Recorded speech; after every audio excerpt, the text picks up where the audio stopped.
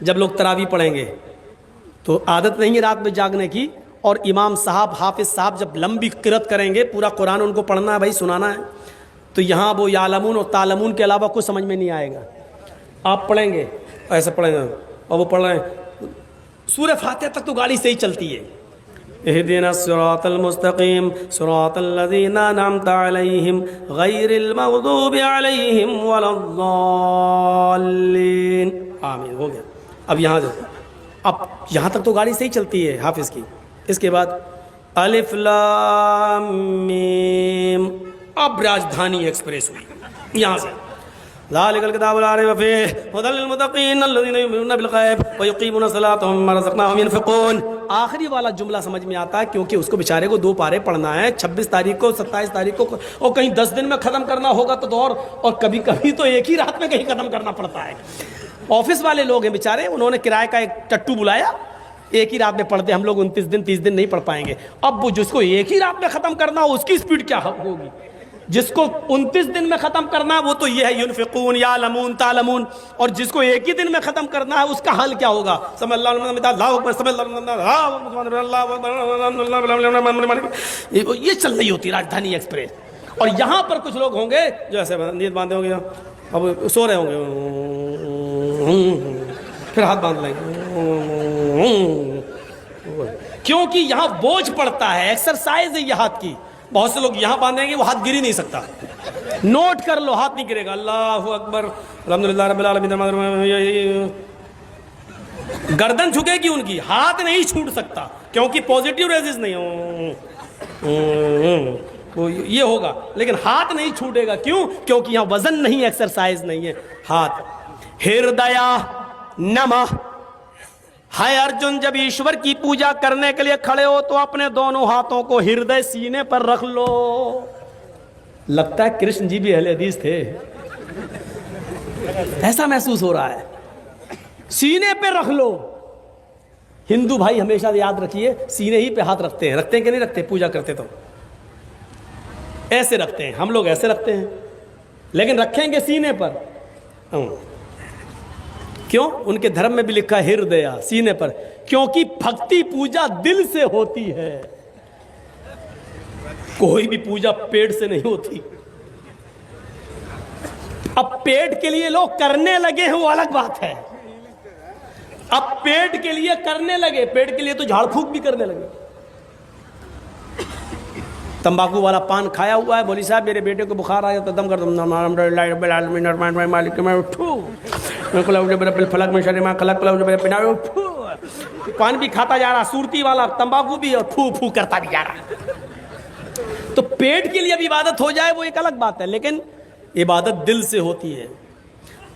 کرشن جی نے کہا ارجن سینے پہ ہاتھ رکھ لو. ہم لوگ بھی سینے پر ہاتھ باندھ لیتے ہیں. اوم بھوبھربھوہ سواہا. بھول چوک میں ہم سے جو غلطی ہو گئی ہو ایشور ہے بھگوان ہم کو معاف کر دینا، چھما کر دینا، سواہا کر دینا ہمارے پاپ کو. ہم لوگ بھی کہتے ہیں الحمدللہ رب العالمین. اے اللہ ہم دل سے گواہی دیتے ہیں کہ ساری تعریف تیرے ہی لیے ہے. الرحمن الرحیم، دل سے گواہی دیتے ہیں جو بڑا ہی مہربان انتہائی رحم کرنے والا ہے. مالک یوم الدین، ہم دل سے تجھے قیامت کے دن کا پورا پورا مالک مانتے ہیں.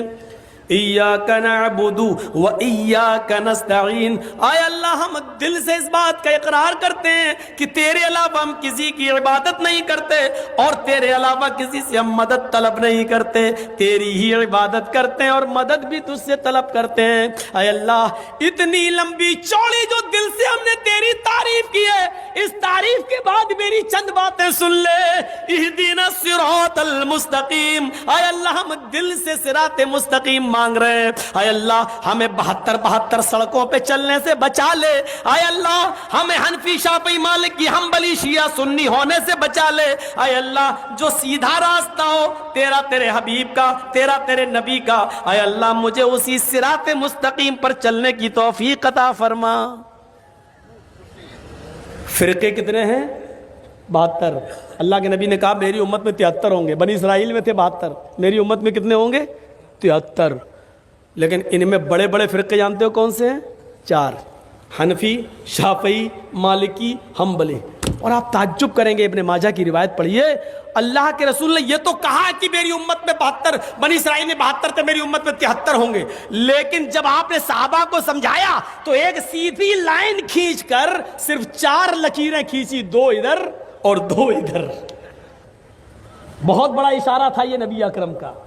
2 ادھر کھینچی اور 2 ادھر، اور ان دونوں پہ لکھا ایک سیدھی لائن، یہ ہو گئی سیدھی، ایک ادھر ایک ادھر، ایک ادھر ایک ادھر، ایسے. اب کیسے بتاؤں میں آپ کو، سمجھ گئے نا؟ جیسے ہوائی جہاز ہوتا ہے، سیدھا یہ سیدھی لائن، 2 ادھر 2 ادھر.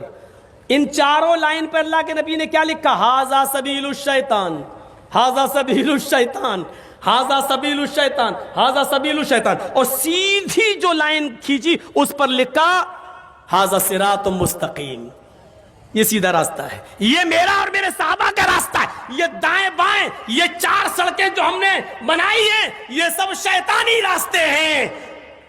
محمد اور محمد کے صحابہ کا، قرآن اور حدیث کا ایک ہی راستہ جو سیدھا ہے، وَأَنَّ هَذَا صِرَاطِي مُسْتَقِيمًا، اور یہ میرا سیدھا راستہ ہے. 4 لائنیں کھینچ کر اشارہ کر دینا، یہ بہت بڑی بات ہے میرے بھائیوں. میں نے پہلے ہی کہا تھا، یہاں پر بھی عقل مندوں کے لیے اشارہ کافی ہے، اشارہ کافی ہے. عقل مند ہیں تو ہمارے لیے اشارہ کافی ہے. چلیے آگے چلیے. یوگی پورے شریر کا یوگ ہو. اب دیکھیے، اللہ اکبر، رکوع میں گئے، ریڑھ کی ہڈی، کمر بالکل سیدھی کر لو. آپ کرنا پڑے گی، ہم تو کرتے ہی نہیں ہیں. اللہ اکبر، سبحان رب العظیم، سبحان رب العظیم، جب تک سیدھی ہو رہی تب تک اٹھ گئے. بعض ہمارے علماء نے لکھا ہے کہ کمر اتنی سیدھی ہو جانی چاہیے کہ اگر اس کے اوپر پانی سے بھرا ہوا برتن رکھا جائے تو گرنے نہ پائے. اتنی سیدھی ہو جائے بالکل کہ کوئی چیز اس پر رکھو تو گرے نہیں. جب آپ ٹائٹ پکڑیں گے اور اس طریقے سے جب رکوع کریں گے اور سجدے کی جگہ پر آپ کی نظر ہوگی، نیچے نہیں. سجدہ، ارے نیچے کیا جھانک کے دیکھ رہا ہے؟ سجدے کی جگہ پر ہونی چاہیے نگاہ. تو آپ کی کمر بالکل سیدھی ہو جائے گی. ڈاکٹر مورس بوکائے، بہت بڑے ڈاکٹر گزرے ہیں امریکہ کے اندر، انہوں نے لکھا اپنی کتاب کے اندر، محمد الرسول اللہ نے جو رکوع بتایا ہے، مسلمان 5 وقت نماز پڑھتا ہے، اگر ویسا رکوع کرنے لگے جیسا محمد صلی اللہ علیہ وسلم نے بتایا ہے تو اس آدمی کو کبھی ریڑھ کی ہڈی کے درد اور ریڑھ کی ہڈی کے کینسر کی بیماری نہیں ہو سکتی. اتنا بڑا علاج بتا دیا اللہ کے رسول نے. لیکن آج ہو رہی ہے بیماری. اس کا مطلب یہ کہ ہمارے رکوع اور سجدے صحیح نہیں ہے. سمع اللہ لمن حمدہ، اللہ اکبر کہہ کر جب آپ سجدے میں جا رہے ہیں تو آپ کے دونوں پیروں کی انگلیاں مڑی ہوئی ہونی چاہیے، آپ کے دونوں پیر ملے ہوئے ہونا چاہیے. جب انگلیاں آپ کی مڑی ہوئی ہوں گی تو انگلیوں سے جو نس، جو رگیں کھینچیں گی وہ آپ کے دماغ تک جا رہی ہیں. پورے جسم کی ایکسرسائز. اور جب آپ سجدے میں جاتے ہیں، اسی لیے سجدے کو لمبا کرنے کا حکم ہے. میرا بندہ میرے سب سے زیادہ قریب تب ہوتا ہے جب وہ سجدے میں ہوتا ہے. لوگ سجدہ زیادہ لمبا کرتے ہیں. اللہ کے رسول صلی اللہ علیہ وسلم سجدہ اتنا لمبا کیا کرتے تھے کہ حضرت عائشہ کہتی ہیں جب رات کی تاریکی میں آپ تہجد میں ہوتے، سجدہ کرتے تو مجھے ایسا لگتا کہ اللہ کے رسول سجدے میں انتقال کر گئے، اٹھیں گے ہی نہیں. شاید اب آپ کو جھنجھوڑنا پڑے گا، کہیں ایسا تو نہیں کہ اللہ کے نبی کا انتقال ہو گیا. اتنا لمبا سجدہ. اور جب آدمی سجدے میں جاتا تو ڈاکٹر مورس بوکائے کہتے ہیں انسان کے جسم کا پورا خون اس کی رگوں میں، دماغ کی ہر ایک نس تک، ہر ایک رگ تک پہنچ جاتا ہے، جس سے اس کو برین ہیمبریج کی بیماری نہیں ہوتی ہے اور اس کا دماغ نارمل رہتا ہے. اس کو بلڈ پریشر کی بیماری نہیں ہوتی ہے، اس کو ٹینشن زیادہ نہیں ہوتے، اس لیے کہ خون دماغ میں جتنا پہنچنا چاہیے وہ سجدے ہی کی حالت میں پہنچتا ہے. میرے بھائیوں، یہ نماز پوری ایک میڈیکل سائنس سے بھری ہوئی ہے.